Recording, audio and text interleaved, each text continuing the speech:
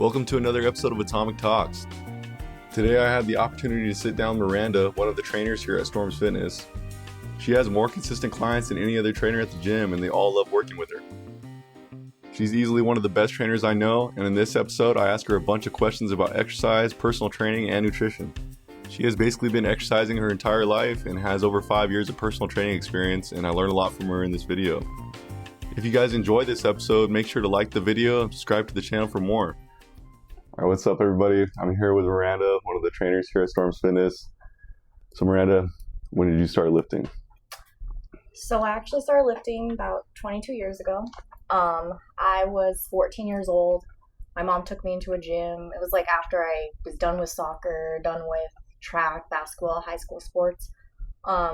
Took me to the gym, signed me up, and ever since then I've been doing training and lifting weights. Nice. Okay. Yeah. So it started with soccer and track? Started with sports. And then I feel like this is my sport, you know, since those have ended. Yeah. And what made you decide to become a personal trainer?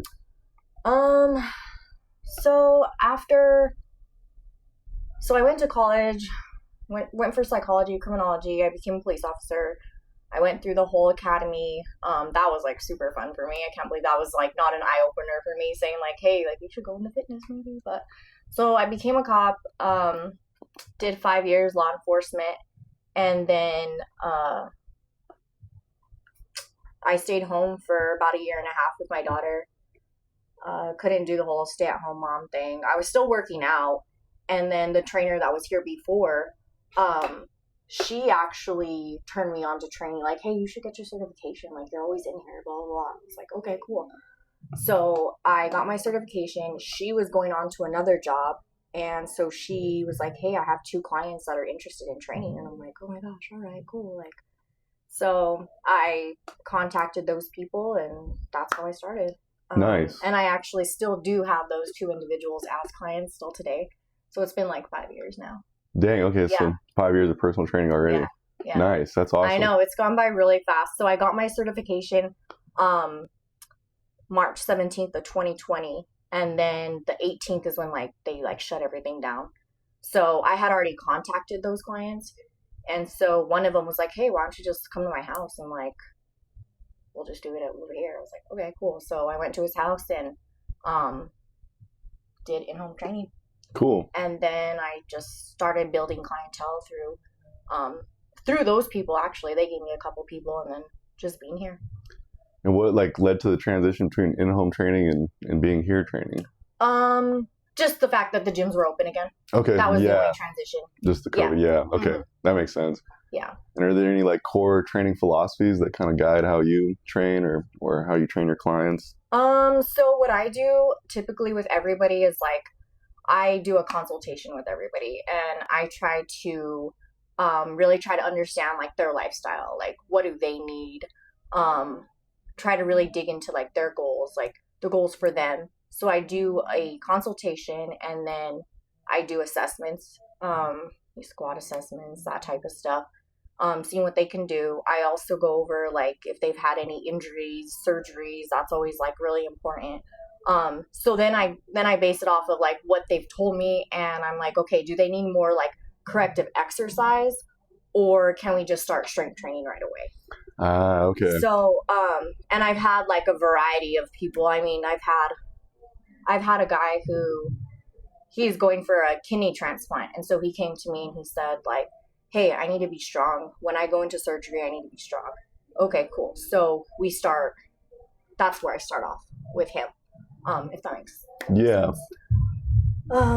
So that's basically what I do. If the client does have specific goals, I try to meet those goals, but I also set my own goals for them, if that makes sense. So like there's like a couple clients, they don't even know it, but I'm trying to build their glutes. They have no idea. You know, they're just like, oh, my back feels better and my knees feel better and my hamstrings, but I'm like, just wait, like you're going to have a booty and you're going to love it. And, okay. You know, so like I have my own goals for them as well. And sometimes they don't even know that I have those goals for them. But later when they're like, hey, Miranda, man, I really like how my glutes are looking. I'm like, So sorry, I'm going off on a tangent. No, that's perfect. Yeah. That's basically what I do. Okay. When I have somebody new, it's really challenging having somebody new. I'm always kind of like scattered, like, okay, what do I do next? What do I do? Because everybody's not the same. So you can't just start the same with everybody. But basics, I just, like I said, consultation, assessments, that type of stuff. Yeah. No, that's nice to hear, because like I'm new to personal training. Yeah. And it seems like for me, whenever I first get the client, it's like it is kind of like a little bit of a scramble trying to figure out exactly how to approach it at first. And then once you get in a groove with them, it feels much more flowy. That first session is like, so like, what the heck? They're probably like, what are you doing? Do you even know what you're doing? Like, and I tell them too, I'm like, it's going to take me like 3 to 4, maybe even 5 sessions to start learning your body and like what we're going to do. What's good for, what's good for Adam, you know what I mean? Like, and it's not going to be something that someone else is necessarily doing. Yeah, that makes sense.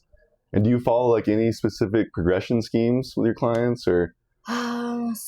So that's based on client as well. I mean, it just depends. I mean, like I said, I go back to the client that needed the kidney transplant because his progression was like doing a small step up. Now I'll go doing a larger step up, So everybody's progression, I think, is just depending on where they're at. Yeah. That makes perfect sense. Yeah. Then how do you like track progression? Do you like for example, like Mike likes to use body measurements and stuff. So I do have a scale. It's actually with me right now, like an in-body scale. Okay. But this is not like 100%. So, I take their measurements. It does like their body fat, their bone density, their weight, which I'm not a big thing on weight. It's like you can weigh a lot and still be, in shape. So, so that's what I use. I use that. And then like, if they're real serious about transforming their body, then like we could do measurement, like bicep measurements or, waist measurements, bust measurements, that type of stuff. That's how, but as far as like keeping track, I don't like write everybody's like weights down or anything like that. Yeah. So that's kind of client dependent also then, depending on what their goals are a little bit. I don't have a great memory, but when it comes to that type of stuff, I just do. Nice. And sometimes that client, when they come in, they might not be able to do what they did the session before, like based on how they're feeling. So I go based on that too. Like I really just try to study the person and how they are and like, okay, cool. Let's add more weight. Let's not. And I noticed you train like a wide range of different clients. Like I've seen you with males, females, younger, older people. Yeah. Is there like a specific demographic that you think you like to train best or think that you're best with? I do think I'm best with beginners that don't have any prior knowledge or bad habits, I like to teach beginners because you can see their progression, like, I think more. Yeah. And it's like more rewarding to me. So when somebody like comes in and they can just, they're just doing the bar and then now you're adding weight, like that's what I like to see. And so I like beginners. Okay. Yeah. A specific age, no, not really. But I do like helping older people because I like to see them succeed in their daily activities as well. And I like when people come to me and say, like, I went to the lake, I wasn't able to get into the boat, I couldn't pull myself into a boat. Now, guess what? I've been weight trained or I've been resistance trained, and now I'm able to do that. So I like those types of things. I like when what we're doing in here is applied to your daily life. Nice. Okay. And how important do you think like the aspect of enjoyment is when you're building a training program? I do think that it is important, but I don't think that right off the bat it should be really, really important. Okay. I think that like once you get used to your training program, then okay, cool. Now let's make it more enjoyable for you because now we're hitting your goals, we're reaching your goals. So now let's make it enjoyable. You know? And I actually asked my clients, like, do you enjoy working out? I asked a lot of them, and majority said yes, they do. And I had one who was like, I don't enjoy it, but I'm here all the time. And I'm like, man, that takes more discipline than anything. Like, I don't like doing this, but I'm here at 8 o'clock every morning doing it, because I know it's good for me. I know it's good for my body, and I'm getting older, and yeah. That makes sense. Yeah. And is there like anything that you think that makes a client more coachable than other clients or anything like that? Like, is there any way that a client can get the best out of your training? Yeah, I think that when they trust you, when we build that trust, when I tell you, hey, you have to eat this, you have to get this much water in, like when they're trusting you, that makes them more coachable. When you tell them something and they do the other thing, then I kind of like, I'm going to back off. I'll give everybody nutrition advice. Like, you come to me, I'll give you a meal plan. I'll even customize your meal plan. This is what I like to eat, Miranda. How do I make this into, okay, cool, here it is. But once that person just doesn't want to do that, I kind of back off and I'm like, okay, well, I've given you your tools. I've given you all the tools that you need, and you need to go apply them. Like, I only see you 1 hour a day, or 1 hour, maybe a couple hours a week.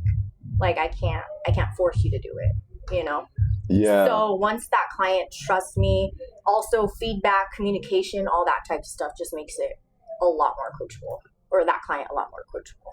So then, in other words, they kind of have to buy into the progress, or not to the process, I should say. Right. Exactly. Yeah. Are there any exercises that you like a lot that you think more people should be doing? Glute exercises. Glute, okay. Yeah, I really do. I'm glute certified, so I learned a lot. Like, it helps. I mean, I hear a lot of people in here, like, oh, my back, like my knees, and I'm like, I guarantee if you just strengthen your glutes, like, it would probably help. So I say glute exercises, and I don't like to make it a male or female thing, but I don't see a lot of males working their glutes, and I'm like, it's still a muscle, and it's the biggest muscle that you have. Why not make it strong? Yeah. I don't, like, That makes perfect sense. It's also like an important muscle for any type of sports or anything like that. Dude, everything, yeah. Are there any exercises on the flip side of that? Are there any exercises that you think are overrated or anything like that? I would say, like, doing a bunch of ab exercises, kind of like, pointless. I have clients coming to me like, oh, I want to build a core. And I'm like, well, when we squat, we use our core. When we're rowing, we use our core. So whenever they are doing an exercise, I'm like, hey, tighten your core, and they're like, oh, okay, I'm squatting, I'm tightening my core, you know what I mean? So I think, like, doing, like, just crazy ab exercise is just not necessary. Yeah, I love that. That's like music to my ears. Unless, like, you're going for, like, a competition and, you want those 3D abs, okay, cool, then you're doing, probably weighted ab exercises, but other than that, no. And I think you can do, like I think planks are good, you want to still stay strong, but I don't think you need to do sit-ups. That makes sense. Yeah. Like, keep your spine good. Anyways. Do you think that men and women should train differently at all? This is, like, going to go on to a tangent too. So, as far as men, I'm not sure, but I do know that women should train. When you start getting into your 30s, your 40s, you should start training a little bit differently because, we start hitting premenopause, menopause. So it's actually not good for a woman to just do 40 minutes of static cardio. It says that you should be doing like HIIT trainings, burning more fat that way.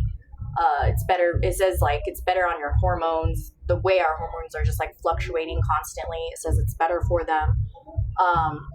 Keeps them more stable. So I do think that, and I do also think that every woman should be resistance training.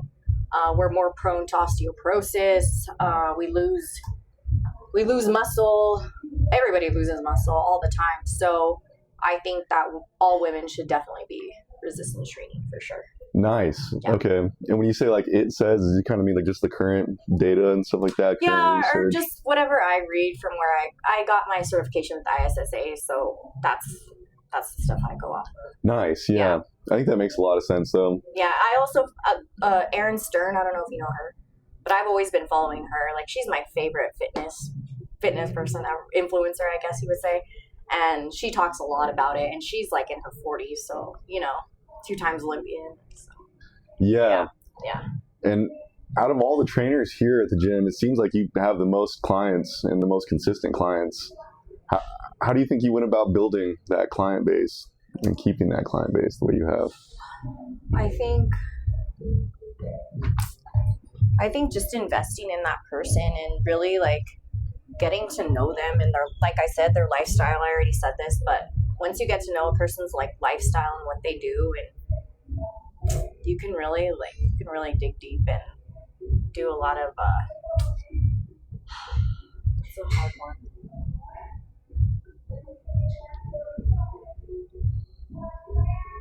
I really just try to get to know the person, honestly. That's like my honest answer. Okay. Yeah. What they like, what they don't like, and that's how I really tailor it for them kind of thing. Yeah. Like I know, like one of my clients, like I know she wants to come in and she wants to be breathing hard. Like she wants like a workout. She wants to sweat. So I give her what she wants, but still stay on track of her goals and her progression, I guess. Yeah. Mm-hmm. And every time I see you here in the gym, which is pretty much every time I come work out, you have a client. So they always look like engaged and happy. They're still working hard. You still have them working hard, but they look like you guys are communicating really well, socializing with each other. How do you balance that professionalism in the sense of making them work hard and also the social aspects? I have a tough time with that. I'm kind of a pushover, like, and I've made some great friends, like really great friends, you know, that are clients or were my clients. So I'm kind of a pushover, like they start talking and I'll just start talking too, you know, or socializing or whatever, laughing to what we're doing. But, you know, and then I was always told, like, don't mix business with pleasure. But it's such a small, like, we're in a small community. You know what I mean? How do you kind of not? If I've been training this person for 5 years, I'm like, hey, let's go to dinner or let's go get coffee. Like, how do you not? You know, how do you not socialize and, like, do things outside of work? So that's a toughie for me. How about, but it's also helped me because I'm not a social person and I'm not very talkative. I'm, like, pretty shy, actually. So it's actually helped me talk to people, like, here in the gym. I'm like, oh, hi, like, go say hi, Miranda, it's fine. Like, they're going to say hi back. And I've just been that person where I've always walked in, done my own thing, and just got out, you know? Yeah, definitely. So, does it ever, do you feel like it ever gets in the way of, like, do you ever feel like a client starts maybe wanting to talk more than the actual work, or is that not a problem you run into? Yeah, I could tell they're like, oh, damn, I just don't want to be here today. I'm just going to keep showing her pictures on my phone or, you know, whatever. I can tell. And that's fine. Like, we still get through the workout, but it just may not be intense that day, or maybe like they're just not feeling it, you know? So. Yeah. So it's okay, in other words, to have some days that are a little less intense. Yeah, of course. Nice. Of course. Yeah. Okay, cool. And, you built an impressive physique yourself. Do you think that's helped you gain clientele or anything like that? Or? I think so. I think when someone's perception is everything. So I think when someone sees, like, oh dang, like I saw what she looked like here, and now she looks like this. If she can do it, why can't she make me do that? So I think so. Nice. I think it does help a lot. And one of the reasons I like to ask that question is because there's that kind of somewhat of a debate out there in the fitness community where the trainer should look good, kind of thing. Yeah, and then it's also kind of a complicated thing because, like, let's say, like, you or Mike or Will just stopped working out. And it wouldn't be like you guys lost knowledge necessarily, but it may still seem like you're less credible because you don't have the same physique. Exactly. And I've thought about that too. Like, I'm like, I tell my boyfriend, like, I have to go to the gym. Like, I have to maintain a certain, like, look, because if I don't, then they're like, oh, why am I gonna trust this person? You know, she's not in shape. But you're right. You don't lose knowledge. You just look differently cosmetically. Yeah. And have you ever felt like being a female trainer has made anybody take your knowledge or credibility any less seriously or more seriously? I do think that there's probably, like, guys that probably were like, I'm not gonna take her advice because I'm a female, but, you know, it doesn't really bother me. I've grown a lot since I first started, and grown a lot and matured in training, so it doesn't really bother me. If you want my advice, cool. If you don't, cool. Yeah. You know. Do you think you could ever work in the flip side of that, kind of like in the opposite way, where somebody might take you to be more credible as a female, like maybe female clients, maybe, or they might. You know, I don't know. I'm not sure about that one. In any way, do you think that being a woman has helped you attract clients, or is it completely? I think women clients, because I know a lot of them are like, I won't train with a male, blah blah blah. So yeah, I think it does help. And it seems like, and this may just be my perception, but it seems like sometimes women will want to avoid lifting weights because they'll think that it's going to get them to be too bulky or maybe masculine instead of looking feminine. Has that been anything that you've run into before? Yes, all the time. So I've taken different approaches on that. I've been like, so with one person, I'm like, okay, do you think I look like a man? And no, I don't think you look. Okay, well, let's go lift weights together and let me show you how much I can lift. Not like I lift like a bunch, but for my weight, I'm 120 pounds. Like I can still do this and I'm not getting big. Also, I say like, hey, do you know what testosterone is? Yes, I know what testosterone is. Well, guess what? Us as women, we don't produce enough to look manly. So, or to, we just don't. So, I try to tell them you won't be able to unless you maybe even you eat like a crap ton and maybe you get on something like that's my approach to it. That makes sense. Like it has to be either like the rare genetic freak or somebody that's probably doing exogenous hormones. Yeah. And this is something that me and my sister talked about one time, is that the concept of it seems as if women tend to get unsolicited gym advice a little bit more than men do. Yeah. And the reason we were talking about it was just that because she was talking about this professional female athlete that was talking about that concept and saying how she'll get like just random guys come up and try to critique her, I guess. Oh my gosh, yeah. Has that ever happened to you or not? It has, yeah. I remember like my first year in here, somebody was like, hey, you're doing barbell rows wrong and you should be a role model in here and you're a trainer and and I'm just like super pissed off about it. I go home and I'm mad but now I'm like, I've gotten it again after and I'm just like, oh, okay, I just kind of brush it off. It doesn't really bother me. I think it would bother me more if I saw one of my clients getting unsolicited advice. You know what I mean? Like they're working hard and there's this guy just bothering them or whoever, I think that would like make me mad or whatever. But now I'm just like, yeah, okay. I just blow it off, dude. Yeah, I respect that. That's mature, honestly, because I feel like almost everybody doesn't like unsolicited gym advice. That's like one of the things that... Well, do you feel like... I feel like guys get more... I've seen guys get more unsolicited advice from other guys. That might be true. That's what I think, but I don't know. Yeah, maybe especially in the sense that I feel like a guy might be a little bit more comfortable approaching one of the dudes or something like that and try to be like mentoring them. Yes. Like I've seen it, like they see a guy lifting a bunch of weight and then they go up to them like, hey, like blah, blah, blah, blah, blah. Well, if you do this, I'm like, dude, leave the guy alone. Like, So I don't know if it's like but I see it more in men. So. Okay. Yeah. And, what is your thoughts on PED use in general, I guess, in the fitness community? I really don't have an opinion. Okay, that's fair. To each his own. And do you have any like thoughts on females using PEDs, or is that kind of just to each their own also? Yeah.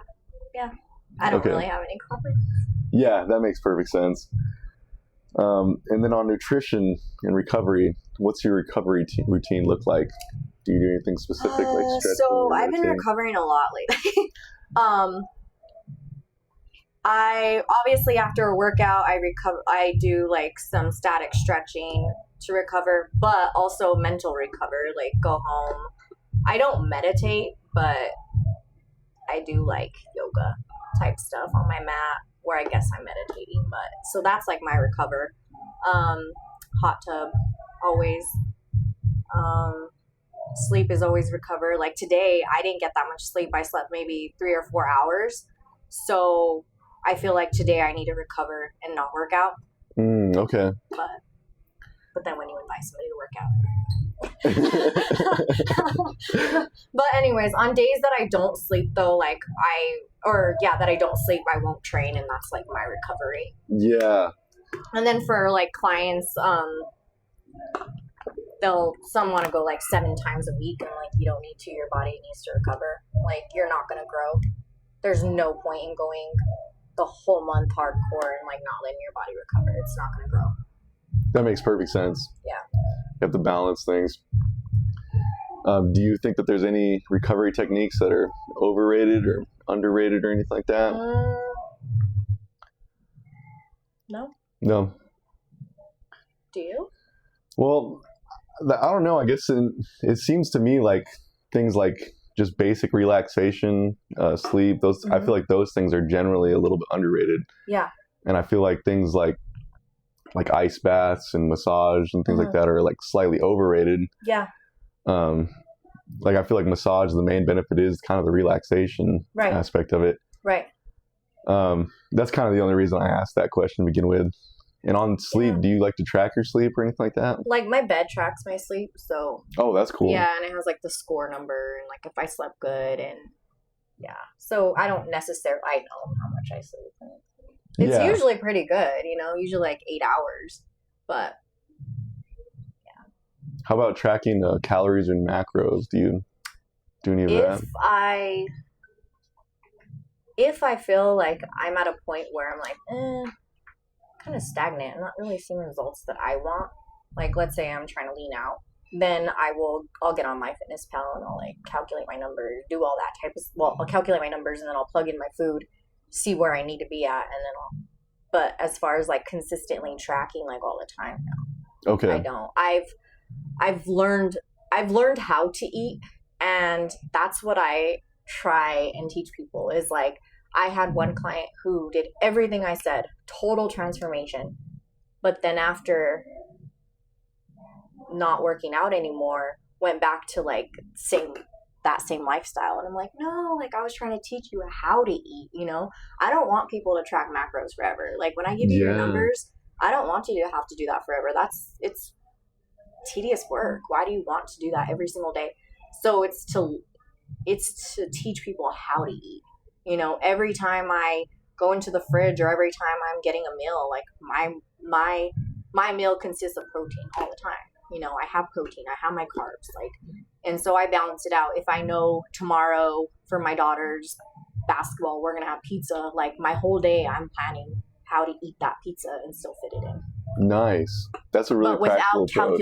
Without plugging it in, I guess. Yeah. Yeah. And this is like somewhat of a silly question just because it's hard to quantify these type of things. But if you had to put a percentage on it, how much of the progress in the gym you think comes from the actual exercise versus the nutrition side of things? Dude, like 80-20. 80 being nutrition. Really? Yeah. Okay. And what makes you lean so heavily towards the nutrition part? Just because nutrition doesn't always help with, it's not just helping with how you look cosmetically, like it's helping like with you, like your gut. I mean, your gut is everything, and what you put into your system is how you're going to react. So I say like food is medicine, and I've always said that. You're eating a greasy burger and fries, like how do you think your body's going to react as if you had some chicken and rice? Like it's, so yeah.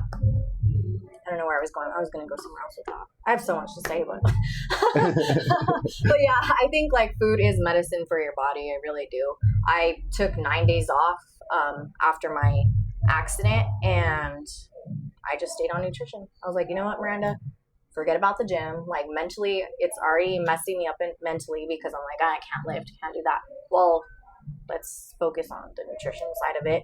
You're still going to look the same. Like, you're not going to lose anything in 9 days.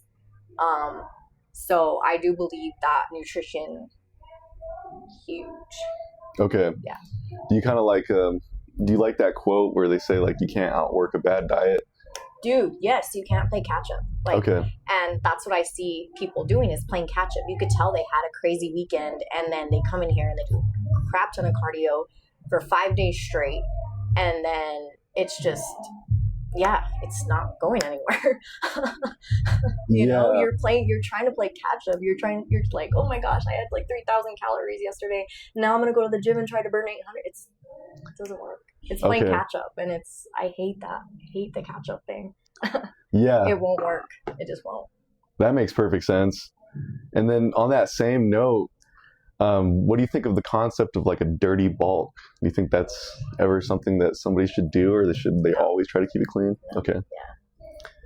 Now I do believe in like reset meals. Like, I don't think that you need to eat super clean all the time. Like, yeah, your body needs to reset, and so go for it. Go have a meal go have McDonald's or whatever you're going to have. But I think that it should go back to like, make it a lifestyle. Yeah. And that's what I've that's the word I wanted to use, is like trying to teach people how to make it a lifestyle and not like a chore. I guess. Like, oh, I have to eat chicken and rice. Like, you know, I'm not even a good cook. And so like there's people out there that I know that are really good cooks, and I'm like, how do you not just make like a really good, like, you know, nutritious meal? Like, you know, so I eat so plain. I mean, my chicken's plain with just like little season on it. It's not like I'm having any fancy meal, but I do believe in nutrition. Like, yeah, I like that approach a lot. And what leads you to the terminology of reset meal rather than like cheat meal, I guess? Just like the cheat meal, because people are like, cheat meal, oh, I get a cheat day, and then it's like, no, it resets your body. Like, okay, yeah, it's not cheating your body, it's resetting your body. Okay. And you're not cheating. You put in all this work to have that meal, so go for it. Like, and I'm not saying I eat clean all the time. I don't. Like, I eat nachos, I eat tacos, I eat that type of stuff, but I learn how to balance it out. Like, my chips might be no grain chips with, like, you know, they're not the real salty chips, or, you know, I try to find that balance. Yeah, okay. I like that terminology switch, because it seems like a reset meal means that you're kind of purposely working it in there. Yeah. Whereas a cheat meal seems like you're going against the grain kind of thing. And for those of us who like look at our bodies and we're all like thinking of all the cosmetic things, like for me, when I have that cheat meal, my body looks way better. Really? Like, it resets. Yeah, I can tell when I have a bad meal. I'm like, dang, those carbs were good, like, for my body. So yeah, okay, that makes a lot of sense. And but I don't like to tell everybody that, because then they're like, oh, I can go have a reset meal and then my body will look better. I'm like, no, like, you have had to have been like real strict though before, you know? Yeah, every meal becomes a reset meal. Miranda, no, I just have a reset meal. You know? Yeah, that makes sense. And on that note of you said you weren't like big into cooking or anything like that. No. But do you have any meal hacks that you like to use or anything like that? Like, Dude, I'm so boring. I'm really boring when it comes to food. Like, I'll tell you, my breakfast is cream of rice, protein, or eggs, and an English muffin. I have all that before I work out, and then after my workout, it's chicken, rice, and avocados. After that, I have a yogurt with some granola, and then for dinner, if I haven't had a red meat, then I'll have red meat with whatever, potato. Yeah. So that's basically like every week I take chicken out, I take ground beef, I take steak, and that's like, I'm boring. You enjoy it though? I do. It really doesn't bother me. What kind of bothers me is how much I do think about food though. Sometimes it's like, I know, okay, my daughter has a 4-hour practice, and I'm like, food. That's like what goes to me. I'm like, okay, how am I going to get my food then? Like, we're going to be in Albuquerque for 4 hours. What am I going to do? So my mind is constantly thinking about food, and that kind of bothers me. But something I'm working on. And if, hey, Miranda, you don't have anything, don't freak out. Just go grab something. It's not going to kill you, you know? Yeah, I can definitely relate to that, because I've always had a hard time gaining weight. And if I go too long without eating, I start to like, you know, have that little bit of a panic mode where I'm like, I need to eat. Yep, you get hangry, and yeah. I'm like, no, I'm shrinking by the second. I need food. Yeah, but that's just Whenever I asked Mike about the food hack thing, his food hack actually was chicken, rice, and avocado with salt. Nice. So nice. He thinks that tastes like amazing. I do too. Like, my post-workout, like, I look forward to it. I think it's really good, and I mix it all together, and I put Frank's hot sauce on it, and nice. Yeah, like, I think it's really good. It doesn't bother me to have chicken every day, so. Yeah. I personally feel like Frank's Red Hot and like other types of sauces that are, you know, semi-low calorie and stuff like that those are kind of food hacks in my opinion. Yeah, okay. Well, my food hacks are a lot of hot sauce then. Nice, That's what they include. What would you say has been the hardest part of your fitness journey? Time. Yeah, so I started to realize over the last 5 years, like, how many clients I do like to have in person where I have time for myself. So I like to stay at like 8 or 9. Right now I'm at 10, and I'm like, oh my gosh, I don't have time. Like, I don't working, if you train 5 clients, 7 to 12, after that, I'm like, I don't want to work out. Like, I don't like, I want to leave. I want to get out of here. And, you know, that's why you've seen me at the other gym, because I need to see something different, you Mm-hmm. know. I need a different environment. So finding the time has been extremely hard, and I've been taking a lot more rest days. But I think now that my schedule is a little bit more steady, taking rest days Monday and Tuesday, and then the rest of the week, just really hitting it hard. Yeah. And then, like I said, my daughter's in sports. We travel a lot. We're going to Texas 3 times this month. And so the time, it's like, okay, her game's at 8 o'clock. I got to wake up at 5, find a gym that's close, and then go. Or find a hotel gym and go do it. Yeah. And on that same topic, that's actually something I was wanting to ask you is that, like I said, every single time I come to work out, you're here with either a client or you're working out yourself. Do you ever get burnt out doing that? I mean, you kind of just described somewhat of a little bit of a burnout. I do burn out. I've taken time off, so then I give online workouts, and but even sometimes in that burnout, I'm burnt out on just training, but I'm not burnt out on my training myself. So then I go do that for myself, you know. And just like it's the same as mental fitness, you know. Like people talk about physical fitness all the time, but like we need mental fitness too. Like if it's not there mentally, how can you come in here and do it? I don't know how someone does that, you know. Yeah. It can be a stress reliever, but at the same time, I think you have to be in the right mental space to do it. Is there anything specific that you like to do to keep yourself in the right mental space? Are there any things you do to relieve yourself mentally, I guess? Like, not specifically that I can think of like right now. Okay. So, and whenever you say that there's kind of a difference between training the people, getting burnt out on that versus getting burnt out on working out yourself, do you think that has anything to do with like the social aspect of things, or is it kind of probably, yeah. I think, like I said, I'm not very like social person, so yeah, when I get home, sometimes I tell my family, like, I just don't want to talk, like, I don't want anybody to talk to me, I don't want to talk, you know, so yeah, for sure. Have you ever had any injuries or mental setbacks that have kind of knocked you off course on your fitness journey? Well, I mean, I recently got this. I don't know if you heard about that.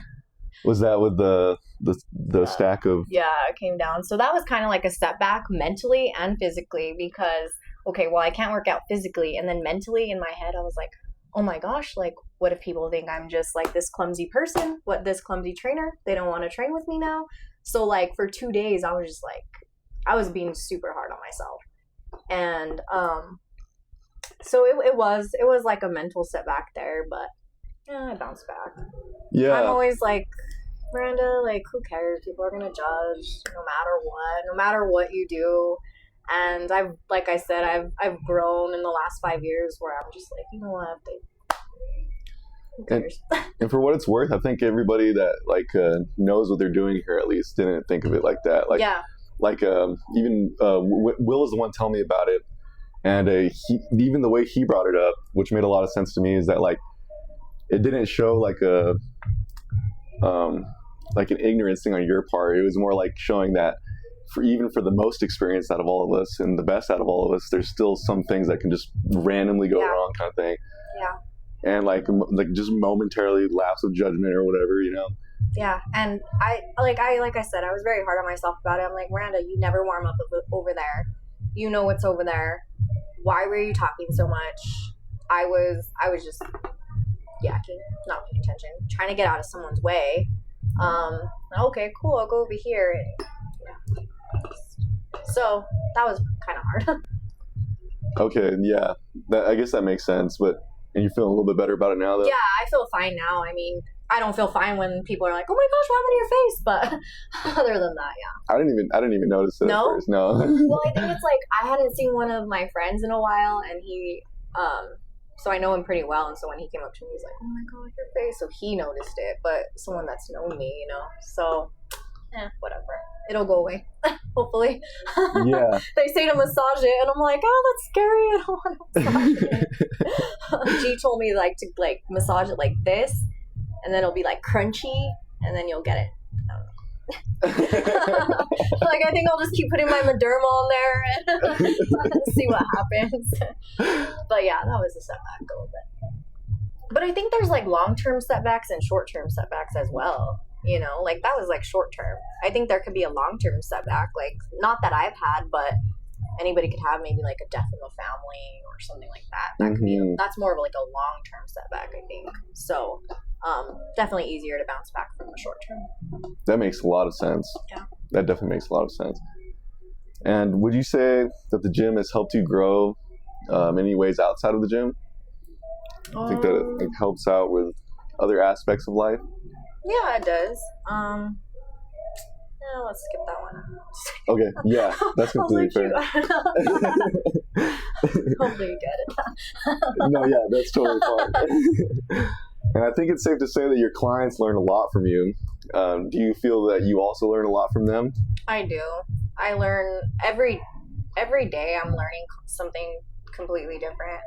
I can't give you a specific example, but I do learn a ton from them, dude. Like, it's so much. And I think I've gained a lot of experience just from them because there's such a wide range. Like, I've trained from 15 years old to like 70 years old, you know, males, females. So yeah, like, of course I learned from them. Yeah, that's awesome. In my brief experience being a personal trainer so far, I think I've also learned probably just as much from them as I've been able to teach them. Yeah. And this is kind of somewhat of a philosophical question here. In your opinion, how fit is fit enough? And like, how strong is strong enough? I don't think you could ever be like too fit or too strong. Okay.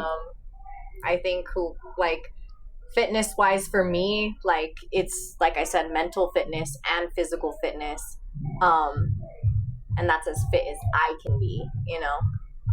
But I don't think anybody could be too strong or too fit. What do you think about that one? I would say I would agree. Okay. Yeah, I feel like there's no such thing really as staying in one place. So I feel like you're either always improving or going the other way. So I think it makes sense that we should always be striving to improve, instead of ever being complacent or ever feeling content. On the flip side of that, I guess you kind of have to be proud of where you've come from, I guess. And yeah, for sure you do. Yeah. You have to look back and be like, oh, what was I doing before? What was I doing 3 or 4 years ago? And look at how I am now, and comparing that and giving yourself some props. Yeah. And I feel like there's a little bit of a balance there, but I would definitely agree with you that probably should never feel content, always trying to improve. Yeah, exactly. And if you could go back in time, like let's say you had a time machine, go back in time, would there be any advice that you'd give your younger self, whether it be about the gym or whether it be about life in general? About the gym, I would be like, you know what, Miranda, you need to go to college for exercise science or physical therapy, and because fitness is going to be a part of your life and you're going to do really good at it, and that's where you need to go. But I didn't, and I started a little later than I wanted to. But yeah, I wish my younger self knew. It was all around me. I mean, I was in sports. I did the police academy. I loved that. Like, I loved getting trashed. Like, and so why didn't I know that? Like, you know, it was always coming to the gym was always in my routine. Why didn't I take it further back then? Yeah. And when you say getting trashed, like, that's terminology I haven't really heard yet. Yeah, they say let's get trashed. It's like you have to like do a bunch of crazy like burpees and like carry a mattress over your head. And, like, okay. Yeah. So they would trash you for like hours, dude. But I thought it was fun, you know? So I'm like, so that's why I'm like, why didn't I know that back then? You know, until 5 years ago. Took me nice. Yeah, that's actually really cool. So like, they probably do like obstacle courses and things like that, right? Yeah. Nice. Yeah, I could feel like that would be really fun. Yeah, it's super fun. I was like lean, like yeah. It was a lot of fun. So yeah, fitness has always been a part of my life, and so I would have just told my younger self, like, stay focused on that and try and build a career in that. Was that environment, was it very competitive, or was it a little bit more, was there supportive? Would you guys kind of... Supportive with each other, but you have basically like this drill sergeant like yelling in your face like constantly, so they're not very supportive. They're just like, get on your face, and like, you know. Yeah, so, but that was so fun. It was a really fun time.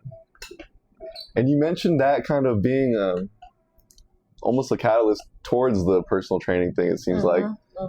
And it's just because of the fact that you just enjoyed the physical aspect of it all so much. I just enjoy it. Yeah, I enjoy doing physical activity always. Yeah, like even when I played soccer and the coach would be like, let's go run. Everybody would be like, running. I'm like, yeah, like, let's go, you know? So I guess I'm just the oddball. Yeah. Yeah. Do you see yourself as a competitive person or not so much? Yeah, I am. Okay. I am. More so like when I was younger. Now I don't really have anybody to compete with but myself. Like I don't, yeah. But yeah, definitely when I was younger, for sure. Nice, okay. Very competitive. And I won't take up much more of your time here. I just have like one last kind of fun question for you. Do you have any gym pet peeves?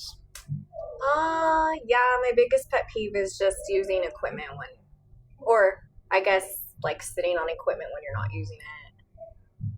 Being on the phone, that really just drives me crazy. Okay. Or just not knowing like your surroundings, and like people are just not considerate of each other in the gym. Like we consider it like, hey, it's super packed in here, maybe I shouldn't be doing supersets, or you know, it's not packed in here, I can use 3 benches or whatever, you know. So just using equipment when it's not actually being used for what it's supposed to be, like that drives me crazy. Yeah. But one of those things, you just go up to the person and you say, hey, how many sets? And then they usually, oh, I'm done. And then they, you know.